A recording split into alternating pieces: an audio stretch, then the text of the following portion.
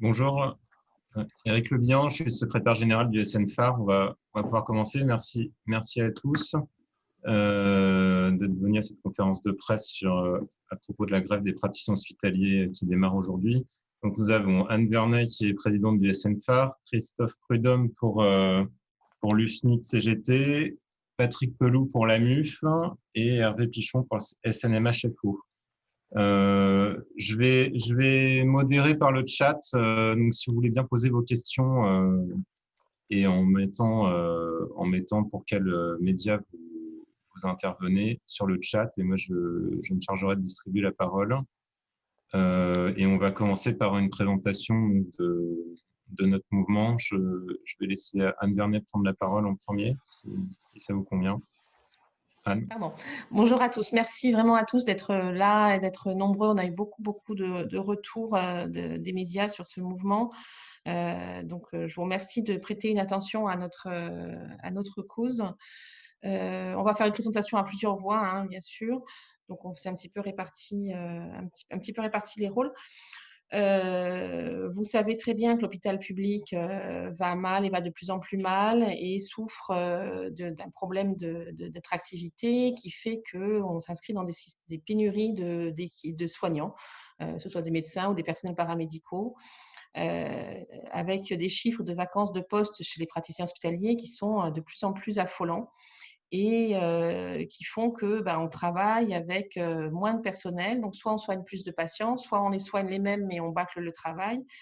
Et surtout, puisque les gens sont complètement labiles et qu'on travaille avec des médecins intérimaires ou avec des personnels qui sont basculés d'un service à l'autre, on ne peut plus construire de projet d'équipe. Donc, c'est préjudiciable et aux soignants, au sens très large, et à tous les patients qu'on est susceptible d'être ou qu'on est déjà.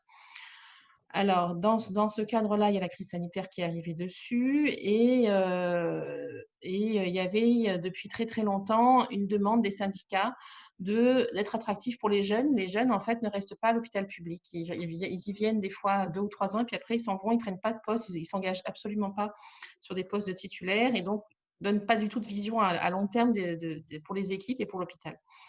Donc, on avait depuis très longtemps une demande de rémunération à la juste hauteur du niveau d'études, c'est-à-dire 11 ans d'études des praticiens, plus les responsabilités, la charge de travail, hein, qui est au moins une cinquantaine d'heures pour tout le monde par semaine. Et on a enfin, durant le Ségur, pu voir paraître un décret qui actait ce progrès qui était pour les jeunes, c'est-à-dire ceux qui se destinent à être praticiens hospitaliers à partir du 1er octobre 2020. Malheureusement, contrairement à ce qui nous avait été annoncé quand on a eu ces dernières discussions avec les services du ministère, il n'y a pas eu la compensation de cette mesure pour les anciens. Et ça aboutit à une aberration, à quelque chose qui pourrait se régler en une ligne, à notre sens, et qui ne se règle absolument pas depuis des mois, qui est un décalage sur les grilles d'ancienneté, qui font qu'il y a une coexistence de 2 grilles d'ancienneté, celle des jeunes qui est intéressante, et celle de tous ceux qui ont été nommés avant, c'est-à-dire les 50 000 PH qui ont été nommés depuis les 35 dernières années. Qui se retrouvent un décalage de 4 ans d'ancienneté et se font rattraper. Ça a un problème à tous les âges. Alors pour les gens qui sont en fin de carrière, je pense que l'un de mes collègues en reparlera tout à l'heure, mais ça pose problème, d'autant plus qu'il y a eu une deuxième mesure derrière qui est venue, on en reparlera tout à l'heure. Pour les gens de la génération moyenne, finalement, le Ségur n'a quasiment rien donné. Vraiment une majoration de très, très, très peu sur une prime que tout le monde n'a pas. Et c'est en plus une génération qui a un ressenti depuis toujours d'être passée au travers de toutes les réformes qui pouvaient améliorer l'attractivité à l'hôpital. C'est-à-dire qu'on a toujours été soit trop jeune, soit trop vieux, mais on passait au travers. Donc la colère, elle est assez grande. Et puis alors le paradoxe, enfin l'ironie suprême de cette absence de compensation pour les praticiens, c'est que les jeunes qui ont été nommés il y a 1, 2, 3, 4 ans se retrouvent doublés par les gens qui arrivent sur le marché, qui sont les internes qu'ils ont formés il y a 3-4 ans. Donc, c'est un petit peu compliqué. C'est pas bien vécu du tout. C'est pas bien vécu alors que on est tous des praticiens qui avons résisté à la tentation de partir de l'hôpital public parce qu'on y croit encore et qu'on s'y investit beaucoup. Mais le ressenti qu'on entend chez tous nos collègues, qui n'est pas un ressenti d'agiter du bocal d'un syndicat, c'est voilà, on n'est même pas remercié pour tout ce qu'on donne de façon assez gracieuse à l'hôpital depuis des années. Et du coup, c'est un reclassement, on a reçu des arrêtés de reclassement qui est extrêmement mal vécu. Voilà, je vais m'arrêter là pour l'instant. J'aurais sans doute beaucoup d'autres choses à vous dire et je vais laisser la parole à mes collègues pour compléter. Oui, pour compléter ce que dit Anne, il est clair que cette problématique a été soulevée par l'ensemble d'entre nous depuis longtemps et qu'une des causes des difficultés de l'hôpital aujourd'hui est bien le manque de personnel, en particulier le manque de médecins, puisque le nombre de lits ouverts est directement lié non pas aux besoins de la population, mais au nombre de médecins présents à l'hôpital. Devant l'absence de mesures d'attractivité, nous voyons nos collègues partir, en particulier dans les spécialités qui soit ont des différentiels de revenus avec le privé, qui fait que, comme les radiologues, par exemple, il est plus facile, il est plus agréable de travailler dans le privé, donc les gens quittent le public. Et puis surtout, le fait est, et ça a été souligné par la crise, que le public assure l'essentiel de ce qu'on appelle la permanence des soins, qui est une pénibilité, qui n'a pas été prise en compte dans les discussions et que nous avons soulevée depuis des années. Et donc, il est clair que, hormis la problématique de la grille de praticiens hospitaliers dont vient de parler Anne, se pose le problème de la revalorisation de la rémunération du travail de nuit et de ce qu'on appelle le temps de travail additionnel, des heures supplémentaires. Puisqu'aujourd'hui, voilà, la rémunération de ce temps de travail est très sous-évaluée. Il faut savoir que pour la plupart des praticiens, dès qu'ils atteignent le milieu de carrière, ce qu'on appelle les heures supplémentaires, le temps de travail additionnel est moins bien payé que les heures normales. Donc, ce n'est pas très valorisant. Et les différents ministres qui se sont succédés ont stigmatisé l'intérim. Mais les gens qui partent faire de l'intérim ne sont pas forcément tous des mercenaires. Ils partent faire de l'intérim pour maîtriser leur temps de travail. Il faut savoir aujourd'hui que plutôt que de faire des heures supplémentaires à l'hôpital, eh bien, on part faire de l'intérim et on gagne 2 fois plus dans le même temps. Donc, pour maîtriser son temps de travail, un certain nombre de collègues plus jeunes eh bien, partent soit à temps plein, soit à temps partiel à l'extérieur pour faire de l'intérim. Donc, il y a toutes ces problématiques-là qu'on souhaite voir remettre sur la table. Et voilà, on est tous d'accord, il n'y a pas que les médecins, mais également le personnel non médical sur le fait que le Ségur n'a pas répondu aux attentes des personnels et que l'hôpital va très mal. Et que si on ne règle pas, l'hôpital, c'est avant tout du personnel, et que si on ne règle pas ce problème du personnel en entendant ce que disent eh ben, ces personnels qui savent ce qu'ils font, et pas uniquement les gens qui se disent des spécialistes et ceux qui disent nous représenter. Moi, je suis assez sévère vis-à-vis de ce qu'on appelle l'establishment hospitalier, qui sont les gens qui passent leur temps dans des commissions, des réunions, des autorités diverses, des agences, etc., qui disent nous représenter, mais voilà, la grande différence entre eux et nous, c'est que ces gens-là ont fait le choix de se réfugier dans de l'administratif et ne voient plus de malades. Or, aujourd'hui, on a besoin de personnel de santé sur le terrain pour voir les malades et surtout pour organiser les choses. On voit que si on faisait confiance au personnel de santé sur le terrain, peut-être qu'on organiserait mieux le processus de vaccination. Merci. Merci pour d'avoir organisé cette conférence de presse par le SNFAR et je crois qu'il est important de souligner tout ce que représentent justement tous ces syndicats et d'être ensemble. Je trouve qu'on a été très sage depuis le début de la crise. Le monde hospitalier a pris de plein de fouet cette crise qui est une crise majeure et dont on ne sait plus quand est-ce qu'elle va se terminer. Ce qui fait que les équipes sont vraiment mises à contribution et c'est très très dur. Donc évidemment, rendre hommage à l'ensemble du monde hospitalier, des équipes, des personnels, c'est une évidence, mais aussi aux médecins qui ont très souvent fait preuve d'ingéniosité et de construction pour sauver des malades. Alors, là se pose le problème, c'est que ce qui s'est passé avec le Ségur n'a pas été du tout du goût des urgentistes comme les professions qui font des gardes. Ça vient d'être dit par Anne et par Christophe, l'une de nos revendications était la valorisation des gardes. Ce que je regrette, c'est que si j'ai bien compris ce qui s'était passé, parce que même si la MUF a une représentativité partielle, on n'a pas été associé, ce qui est pour moi une faute de démocratie sociale, on n'a pas été associé au Ségur et aux négociations de quelque manière que ce soit. Donc ça pose vraiment des problèmes. Cette rémunération des gardes, elle est absolument essentielle. Écoutez, l'indemnité de garde n'a pas augmenté depuis des années. Elle est aux environs de 240 €. Alors après, c'est fonction des impôts, etc. Donc, ce n'est pas beaucoup, d'accord ? Les hospitalo-universitaires touchent le double. On se demande pourquoi. Ça a été une erreur des accords sur le temps de travail de 2002-2003. Donc voilà, ils touchent le double, très bien.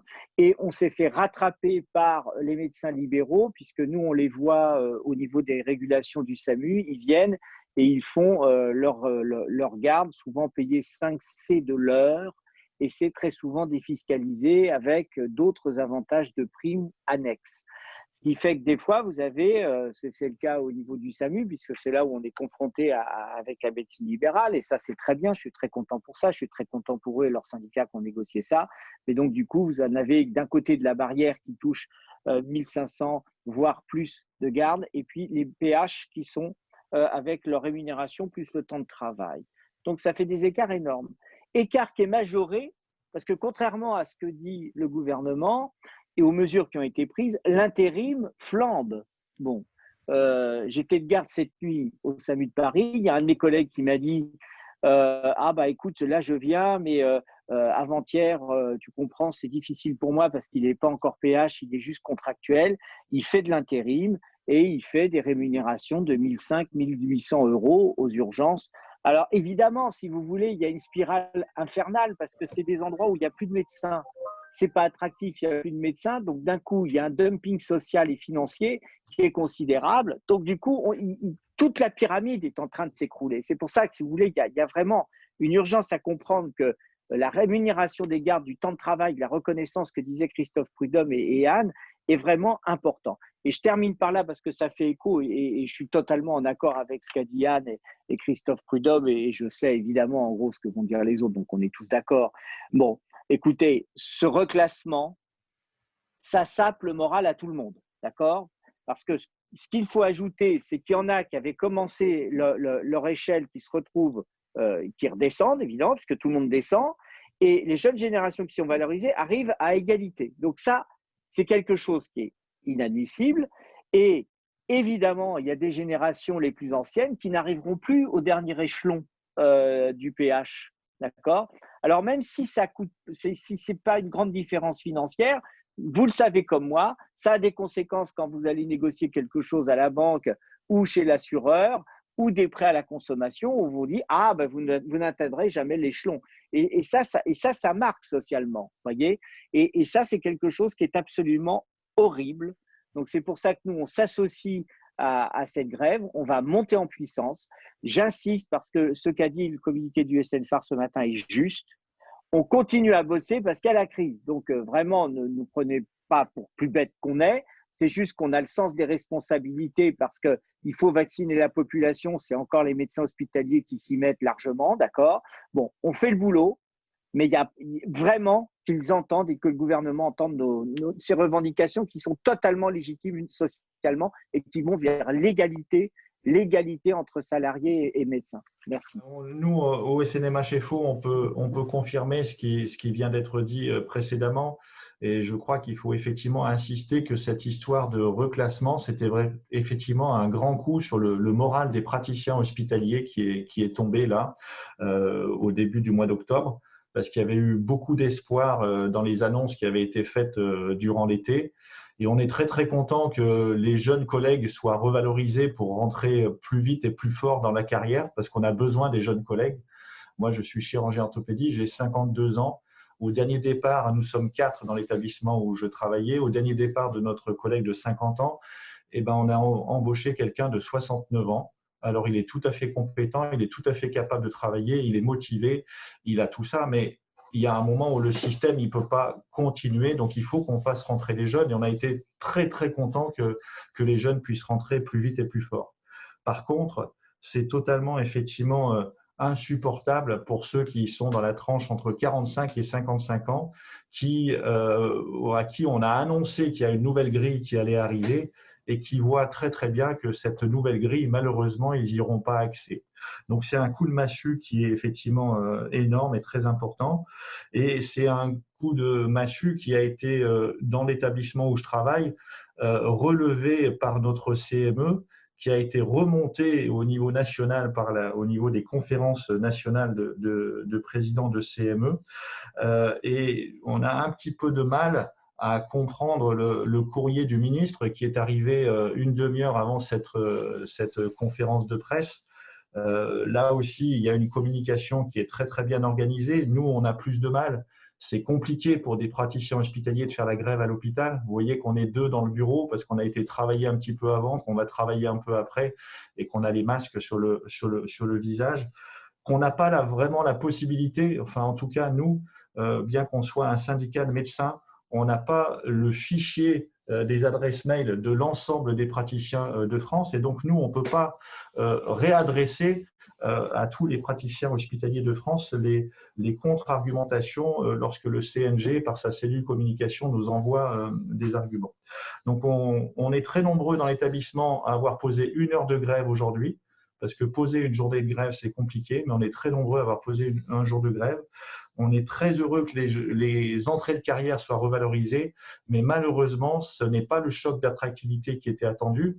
Et dans le choc d'attractivité, il ne faut pas non plus perdre la masse des praticiens hospitaliers, comme l'a bien rappelé Madame Vernet, 40 à 45 000 praticiens hospitaliers qui n'ont pas eu grand-chose en termes de revalorisation et dont on a en plus coupé l'espoir sur un potentiel revalorisation ultérieure. Alors, est-ce que vous pouvez nous donner des chiffres de mobilisation à Voiron Là, avant de rentrer en réunion, j'avais 20 mails. Nous sommes une centaine de praticiens hospitaliers dans l'établissement, 86 exactement, et j'avais 20 mails de confrères en me disant je me suis porté gréviste.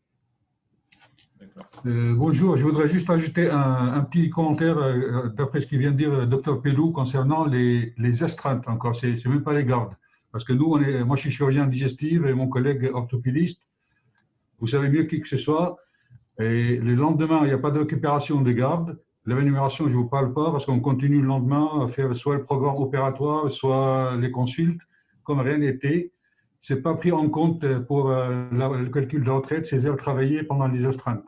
Donc encore injustice de ce côté-là. Mais bon, ce n'est pas le sujet peut-être d'aujourd'hui, mais juste pour insister sur le fait que ça n'a pas été valorisé depuis 2002, comme il vient de dire Dr Pelou. Oui, je crois que c'est tout à fait ça. Je pense qu'on avait beaucoup d'attentes du Ségur, notamment sur ce qu'on appelle la permanence des soins, c'est-à-dire les gardes et les astreintes. Et non seulement ce problème, alors que le ministère est conscient qu'il y a un problème, n'a pas été traité du tout, mais en plus, effectivement, il y a eu le coup de poignard dans le dos qui a été cette absence d'accession à notre demande d'avoir un reclassement. Et le mouvement est vraiment très très large justement parce qu'il va au-delà des PH qui assurent la permanence des soins. Hein. C'est une très très grande majorité des praticiens hospitaliers qui assurent cette permanence des soins. Mais là, on est allé beaucoup plus large et de façon remarquable, historique. La mobilisation ne touche pas que les endroits où on sait qu'il y a habituellement des grèves, c'est-à-dire les plateaux techniques, blocs opératoires, services d'urgence ou, comme ça a été rappelé par mes collègues, même si on est en grève, les services tournent, les urgences sont assurées. Dans tous les services, les directions ont envoyé ça s'appelle des assignations pour que les gens, même s'ils sont en grève, viennent travailler. Il y a même eu des assignations préventives, c'est pour vous dire le niveau d'angoisse des directions sur cette affaire-là. Et en plus des urgences, on assure un service minimum parce que la loi est faite comme ça. Et ce service minimum, il n'est pas très minimum aujourd'hui parce que compte tenu de la crise sanitaire, on a un tel retard dans les consultations et dans les interventions chirurgicales. Je le lisais ce matin dans Hospimédia que je crois qu'il y a 250 000 coloscopies qui n'ont pas été faites et donc 250 000 recherches de cancer qui n'ont pas été faites au premier semestre 2020. J'ose même pas imaginer à combien ça va s'élever sur l'ensemble de l'année. Donc finalement, ce service minimum, il est quand même assez maximal parce que voilà, notre métier, c'est de soigner les patients et que le Ségur et le ministre ont créé une injustice entre les praticiens, mais qu'on n'a pas envie de prendre les patients en otage du tout. C'est contre nature pour nous. Donc, vous ne verrez pas de manifestation. Il y a en plus les préconisations sanitaires qui font que c'est compliqué de manifester ensemble. Vous ne verrez pas de manifestation. Vous verrez beaucoup d'hôpitaux tourner presque comme d'habitude. Par contre, ce qu'on sait très très bien, c'est que moi j'ai reçu aussi des mails ce matin, un service de néonat par exemple, où ils ne sont jamais en grève, et là ils sont tous en grève. Il y a un service de médecine nucléaire en France, je ne sais plus où c'était, mais la médecine nucléaire, c'est qui fait de la cancérologie, qui évalue s'il y a des métastases sur un cancer. Ils sont zéro en grève depuis des années, et là ils sont 6 sur 6 en grève. C'est une mobilisation qui touche toutes les spécialités, et ça c'est vraiment remarquable et historique, et toutes les classes d'âge, parce que personne ne peut être satisfait des mesures qui ont été données dans le Ségur. Elles posent problème à tout le monde, et dans un pays qui se targue, et c'est notre fierté, je pense, d'avoir qui est liberté, égalité, fraternité, on se retrouve avec quelque chose de complètement inédit, c'est-à-dire de créer une inégalité entre les praticiens, où jusque-là, l'ancienneté, c'était la même pour tous.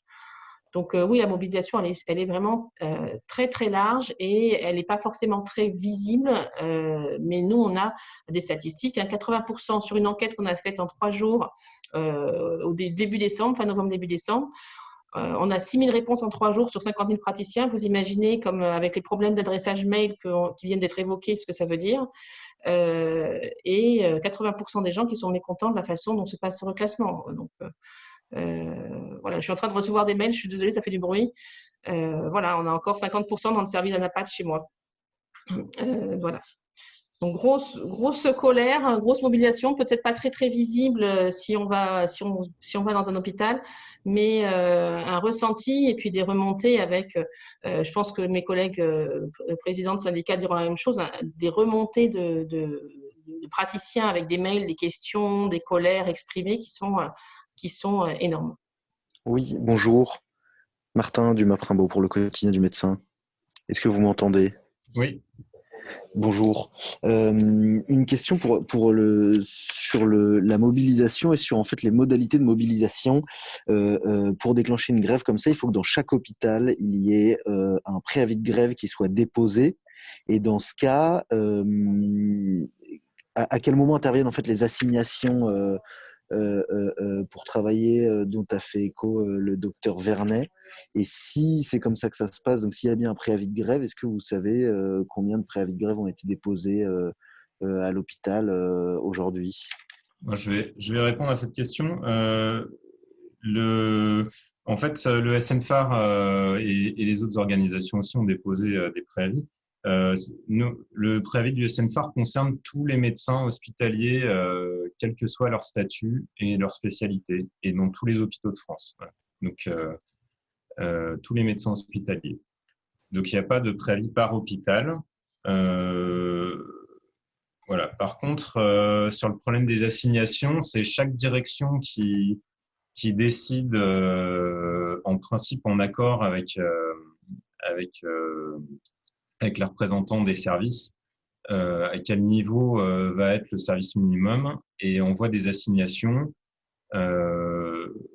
Donc, les assignations peuvent être justifiées sur des personnels de garde ou pour assurer, par exemple, vous me parlez des coloscopies en retard, et ça semble qu'il y aurait énormément de retard, et on pourrait comprendre qu'il y ait des assignations pour maintenir cette activité, même un jour de grève.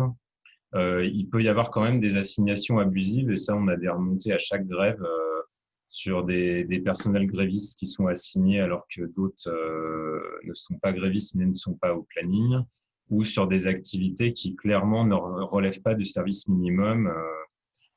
Voilà, donc c'est important que les services minimums soient discutés en amont avec les directions qui jouent pas forcément le jeu. C'est très variable d'un endroit à l'autre.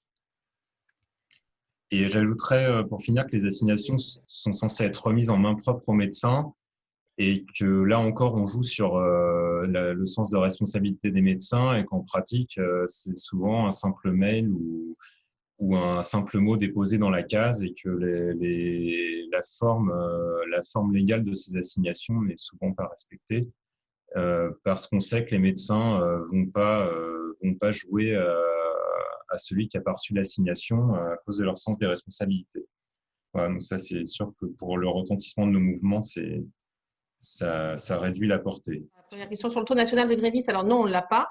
On ne l'a pas parce qu'il n'y a rien d'officiel qui sort, qu'on a énormément de mal à avoir les taux des directions. Moi, j'attends toujours celui de Perpignan pour répondre à la question aussi de la personne de France 3 Occitanie.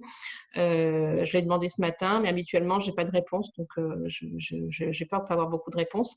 Par contre, j'ai demandé à mes collègues et il y a voilà, des taux qui sont entre 20-30% dans les spécialités qui sont les plus faibles et 100% sur les plateaux techniques de type bloc opératoire. On arrive, voilà, ce sont les remontées qu'on a, mais on ne pourra pas vous donner, enfin, on va vous donner, comme toujours, il y a les chiffres de la police qui vont être annoncés par le ministère et puis il y aura les chiffres des syndicats. Mais il y a quand même une mobilisation très très large. Ensuite, oui, pour compléter, pour répondre poliment sur l'hôpital de Perpignan, on a et sur les autres établissements aussi d'ailleurs, le préavis du SNFAR est parti le 14 décembre. Il part au ministre. Le ministre a charge de le transmettre à tous les établissements et jeudi matin, les établissements n'avaient pas reçu le préavis de grève. Donc, c'est une façon d'empêcher les organisations de services et de faire en sorte que on se retrouve au pied du mur à devoir annuler des patients à 2 jours avant. Et vous comprenez la contrainte que ça fait peser sur les médecins et sur une culpabilité justement d'avoir à annuler des choses en catastrophe alors qu'on a fait venir les personnels soignants, qu'on a fait des plannings pour tous les autres. Donc voilà. Qu'est-ce que je voyais? Alors, sur le courrier qu'a reçu le ministre une demi-heure avant la conférence de presse. Alors, c'est assez intéressant. Donc, vous comprendrez que comme il est arrivé une demi-heure avant, je n'ai pas fait le détail. Il fait 2 pages avec des tableaux de chiffres. J'ai regardé ça en diagonale et on va devoir répondre. On dépose un préavis le 14 décembre. Nos collègues du SNMHFO en ont déposé un début janvier qui couvre tout le monde. Et puis pas de réponse. Pas de réponse. Alors, un préavis, ce n'est pas fait pour faire grève, c'est pour dire on aimerait bien pouvoir négocier pour éviter la grève. Parce que sincèrement, ça amuse personne de laisser des patients à la porte de l'hôpital, de reporter une consultation à 3 mois ou de décaler une intervention. On n'a pas été fait pour ça. Donc, on attend une réponse. Et puis, en fait, on a eu une proposition du ministre jeudi qui était complètement décalée et qui était 10 fois moins que ce qu'on demandait, qui ne voulait pas entendre parler du reclassement, qui nous a demandé des contre-propositions. Donc, on lui a dit, mais nous, on est portés par les praticiens. C'est pas notre façon de voir uniquement, c'est la façon de voir de tous les praticiens. On ne va pas trahir les praticiens pour un succès politique ou pour éviter qu'il y ait un conflit qui arrive en plus de tous les autres soucis qu'on a dans la santé en ce moment. Et effectivement, on s'en serait bien passé. Et depuis, pas de réponse. Pas de réponse. On a relancé durant tout le week-end, nous, les syndicats, les intersyndicales, le ministre, on n'a aucune réponse. Et donc ce matin, on découvre un courrier qui a été envoyé par le ministre. Alors moi, je ne l'ai pas encore reçu directement en tout cas. Qui a été envoyé vendredi matin, mais qui n'arrive qu'aujourd'hui, qui est mensonger. Voilà, qui est mensonger, qui dit que le Ségur c'était très très bien et que ça bien sûr et que ça a été signé par des organisations représentatives et que donc c'est très très bien. Et je vous rappelle que ces organisations ne sont pas du tout représentatives des praticiens hospitaliers dans le sens où elles sont représentatives et pas du tout majoritaires parmi les praticiens hospitaliers, loin de là. Donc, c'était un accord fait avec un syndicat qui est pas du tout majoritaire. c'est la loi, hein, on a le droit, mais on s'expose à des complications et on y est. Et qui fait des détails de plans de carrière qui sont des plans de carrière idéaux et qui en fait ne correspondent pas à 95% des praticiens. Donc, comme on vous l'a dit, les gens qui viennent d'être nommés, bien sûr, ont une grille qui est plus favorable, mais encore, ils vont avoir une durée de carrière très, très longue et pour tout ce que ça veut dire en termes de pouvoir d'achat et de points à la retraite, puisque ce sera des points pour eux, c'est pas satisfaisant. Et puis pour les autres, effectivement, on n'arrivera pas au dernier échelon. Au-delà de 65 ans, on ne montera pas. Moi, le dernier échelon, c'est 67 ans, c'est à peu près la moyenne des PH. J'ai une collègue qui m'a dit, j'ai calculé, moi, je serai à la fin de ma carrière à 72 ans. Enfin, au début du dernier échelon à 72 ans. Donc, pour en profiter, il faut que je travaille jusqu'à 76 ans. Est-ce que vous pensez qu'un anesthésiste réanimateur à 76 ans ou à 70 ans, au bout de 23 heures de garde, ce serait raisonnable qu'il vous endorme pour une péritonite? Est-ce que vous pensez qu'un urgentiste, au bout de 23 heures de garde, ce serait normal qu'il vienne vous réanimer pour un arrêt cardiaque? Est-ce que vous avez envie de ça? Nous, on pense que c'est du gros délire.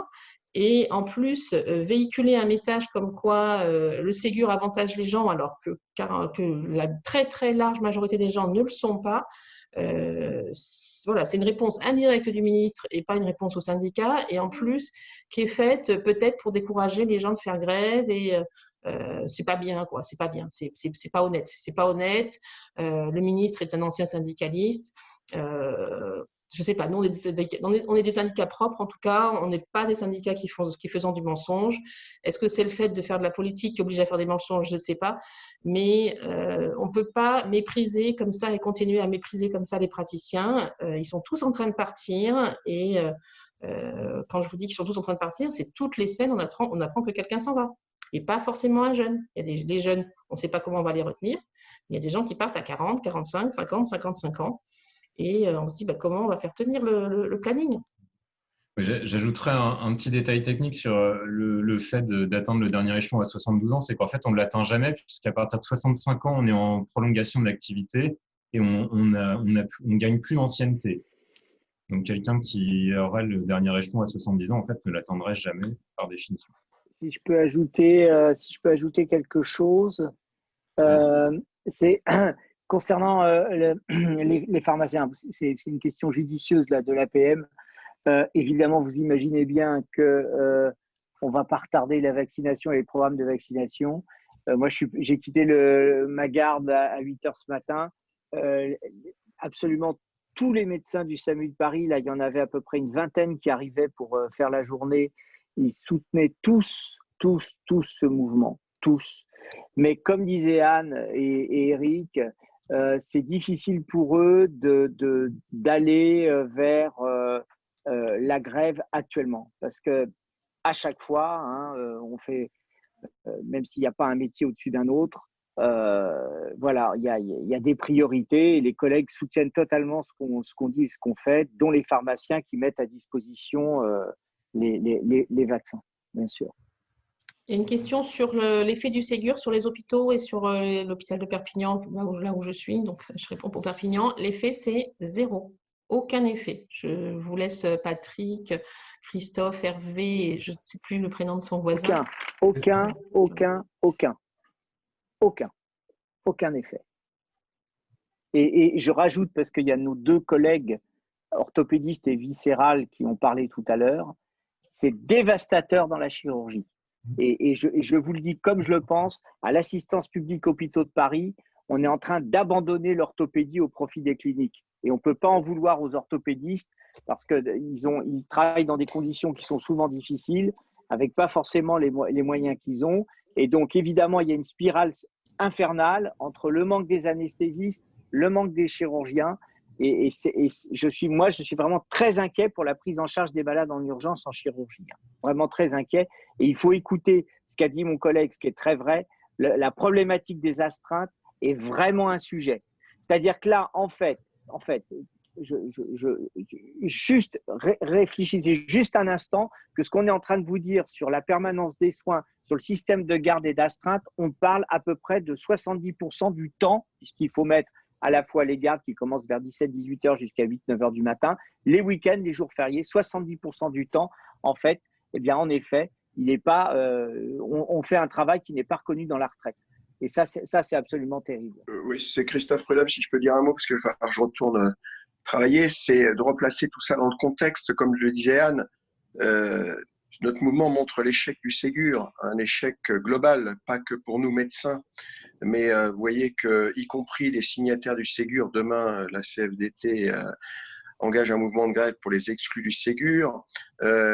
Globalement, nous faisons tous partie d'une structure qui regroupe des syndicats, des collectifs qui appelons de nouveau à une journée d'action le 21 janvier. Il y a un véritable problème sur l'hôpital et le problème de l'hôpital, ce sont ses personnels. On insiste, les difficultés de l'hôpital aujourd'hui est que le nombre de lits est limité par les personnels présents et en particulier les médecins. Donc si on ne fait rien, d'une part, pour arrêter la fuite des médecins de l'hôpital public, la situation va se dégrader. Et nous, ce qu'on pose comme problème, c'est la question de l'attractivité. Il faut absolument maintenir les médecins à l'hôpital public et pour ça, il faut un peu de bienveillance.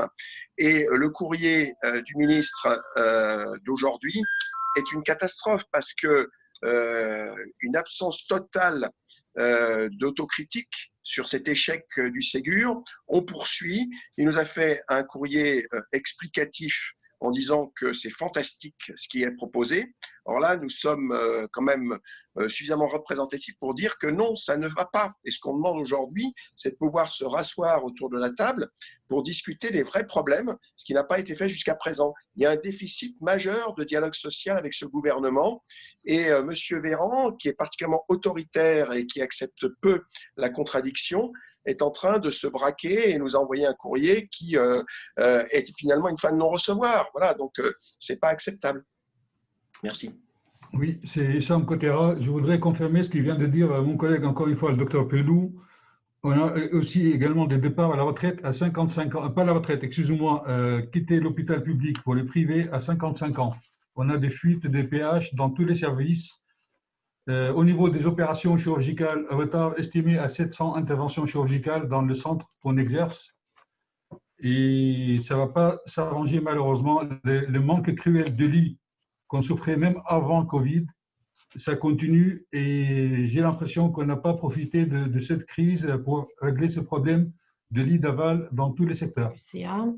Et par rapport il y a une question sur les soignants paramédicaux, sur le mouvement de grève. Globalement, on est tous dans la même galère. Hein. Donc, les paramédicaux, ils souffrent aussi par exemple, dans les services de chirurgie, de ne plus voir ni les chirurgiens qui passent, ni les gens qui font de la médecine périopératoire, donc principalement les anesthésistes réanimateurs, qui, il y a 20 ans, passaient dans les services pour régler les problèmes des patients. On n'a plus le temps de le faire. Donc, c'est une activité qu'on a sacrifiée depuis des années. Et c'est des personnels qui sont laissés les livrer à eux-mêmes et qui gèrent des situations qu'ils ne devraient pas avoir à gérer. Donc, il n'y a pas de problème vis-à-vis des paramédicaux. Je pense qu'ils sont plutôt, certains en tout cas, sont même admiratifs du fait qu'on arrive à se rassembler sur ce sujet-là. Ils voient très bien, ils savent très bien parce qu'ils sont dans la même situation que c'est compliqué de faire grève. Ils ont des revendications aussi. Ils ont été complètement floués par le Ségur et on s'est moqué d'eux. Et il y a eu un accord qui a été signé avec, pareil, des syndicats absolument pas majoritaires et leurs conditions de travail et de rémunération sont scandaleuses. Donc, voilà, je pense que il y a des choses qui se passent ensemble. On a des réunions très, très régulièrement aussi avec les syndicats de paramédicaux. Et voilà, on va tous dans le même sens. On veut tenir l'hôpital public. Et pour qu'on puisse tenir l'hôpital public, il faut reconnaître la valeur des gens qui y travaillent et pas mettre le bazar entre des praticiens qui ont des anciennetés propres. Bien, je vois une question sur les revendications chiffrées. Nous, on a fait un chiffrage, on l'avait fait pendant le Ségur et on l'a refait là en vue de la grève. On est sur quelque chose qui est de l'ordre de 440 millions d'euros. Donc, quand on sait qu'il y a des milliards d'euros et des dizaines de milliards d'euros qui ont été donnés à des entreprises à cause de la crise sanitaire, et je ne conteste pas le fait que ça a été fait, hein, je pense que c'est aussi une fierté de notre pays d'avoir limité au maximum la casse pour les gens qui ne peuvent pas travailler. Il faudrait aussi limiter la casse pour les gens qui essaient de travailler. On a des départs qui sont accentués depuis la crise sanitaire. On parlait des soignants. Moi, je peux vous dire ce qui s'est passé, ce qui se passe chez nous. C'est des soignants qui ont énormément donné, qui sont allés dans d'autres services que les leurs et qui, à la sortie de la crise, ne veulent plus y retourner. Non pas parce qu'ils n'aiment pas ce travail-là, mais parce qu'ils n'ont pas senti de reconnaissance, qu'ils ont eu l'impression d'être pris comme des pions et qu'ils ont vécu des choses extrêmement difficiles sans qu'on en ait conscience. Donc voilà, c'est pas un énorme effort, c'est un effort qui est tout à fait à la portée du gouvernement. Donc c'est un problème d'assumer que le Ségur n'a pas été à la hauteur de ce qu'il devait être. Donc, on peut le dire de plein de façons différentes. Hein. On peut dire que le Ségur a apporté des toutes petites avancées, qu'il faut continuer d'urgence. Il y a des petites rallonges qui ne sont pas très difficiles à donner. Et je pense que le ministre, qui est praticien hospitalier, se grandirait à dire qu'il fait quelque chose pour l'hôpital public et pour les praticiens parce qu'il a bien conscience de ce qu'est notre travail et qu'il le connaît mieux que personne au sein du gouvernement. Excusez-moi, juste pour prolonger sur ce sujet, sur les reclassements. En fait, qu'est-ce que vous attendez sur la question des reclassements et sur la question de la grille pour mettre fin à cette grève illimitée que vous lancez aujourd'hui? Et donc, ces 440 millions, où ils iraient? Est-ce que ce serait un gain d'ancienneté pour tous les PH? Est-ce que ce serait le raccourcissement de certains échelons? Est-ce que ce serait une nouvelle modification de la grille avec les nouveaux échelons qui sont arrivés, précisément quelles mesures vous attendez en fait? Alors en fait, effectivement, comme vous le dites, on attend sur cette reprise d'ancienneté, donc une accélération de carrière de 4 ans. Donc c'est un argent qui va être ventilé sur tous les praticiens, hein. Ça ne fait pas énorme sur tous les praticiens. Et le problème, vous comprenez bien, il dépasse bien un montant de rémunération. Il repose sur l'équilibre entre les praticiens et la capacité à faire des cohésions d'équipe et à garder les gens sur place. Si on a cette accélération de carrière ça permet d'être du coup sur une seule grille d'ancienneté et plus sur 2, et ça permet au moins d'accéder au dernier échelon à autour de 63 ans. Donc voilà, ça règle une grosse partie du problème. Voilà, c'est ça qu'on demande. Ça tient sur une ligne. Bonjour à tous. J'ai mis un petit fichier dans le chat là, que j'ai fait tout à l'heure, ce qui permet de comprendre un peu exactement ce qui se passe avec les rémunérations et le Ségur.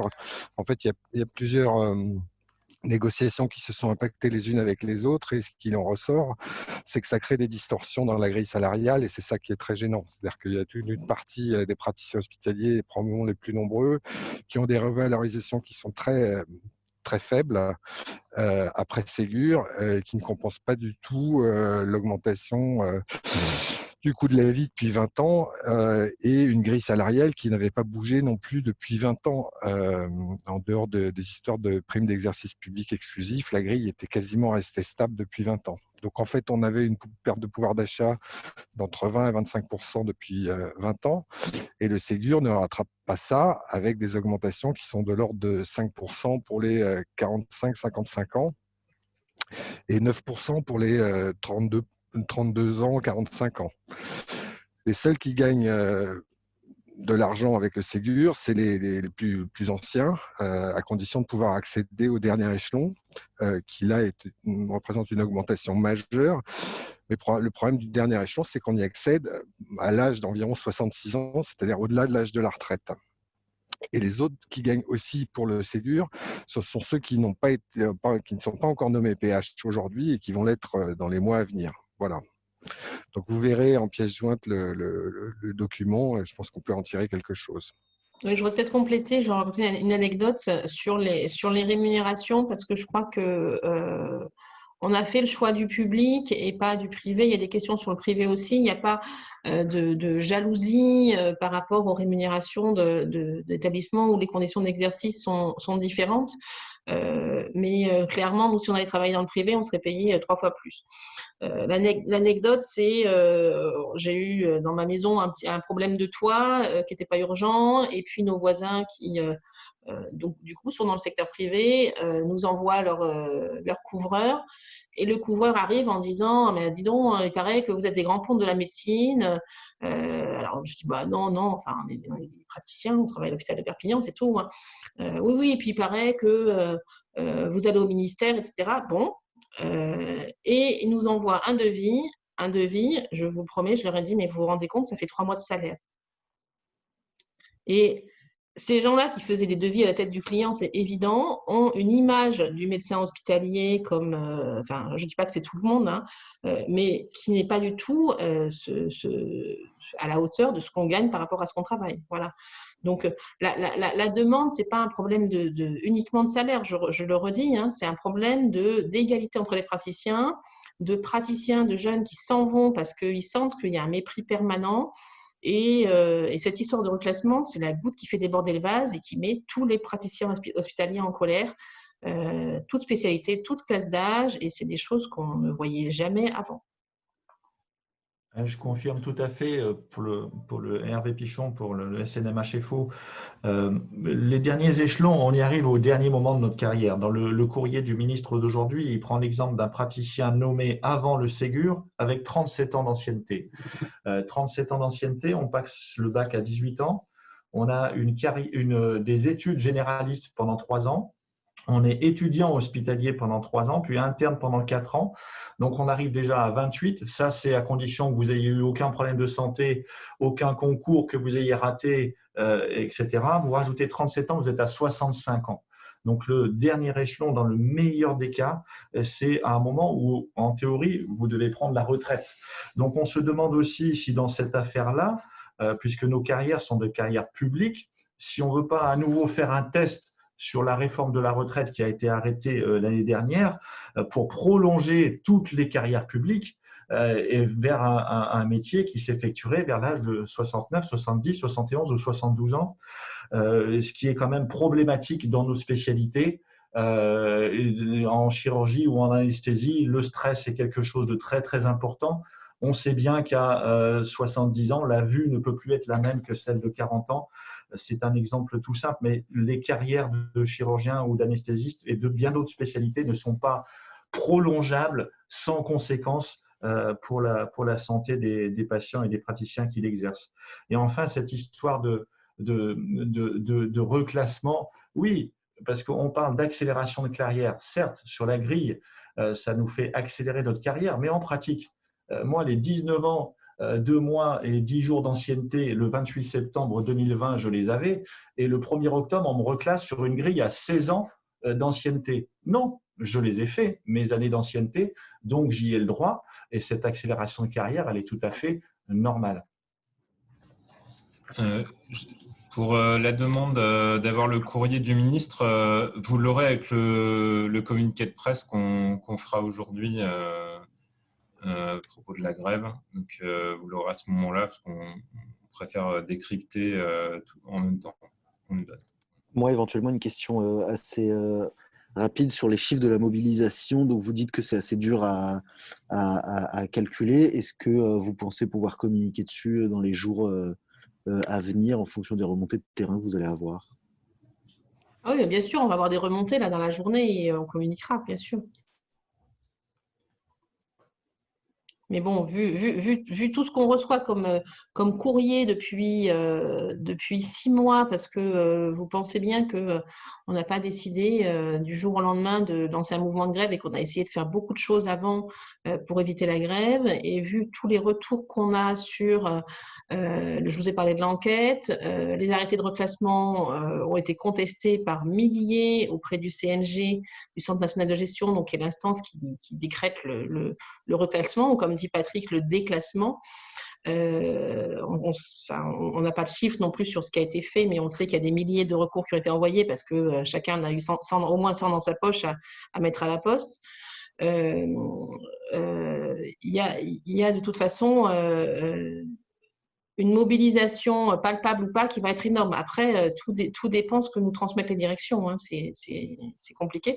Donc, nous, on aura nos remontées internes du SNFAR, de SNMHFO, de la MUF, de l'UFMIX CGT, d'autres syndicats là, qui n'ont pas pu être présents aujourd'hui. Et voilà. Bon, s'il n'y a pas d'autres questions, je pense qu'on va pouvoir clôturer cette conférence. Alors, merci beaucoup. Bonne journée. Merci.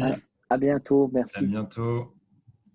Merci beaucoup à tous. On est désolé pour le format qui est un peu compliqué, mais merci à tous d'avoir joué le jeu.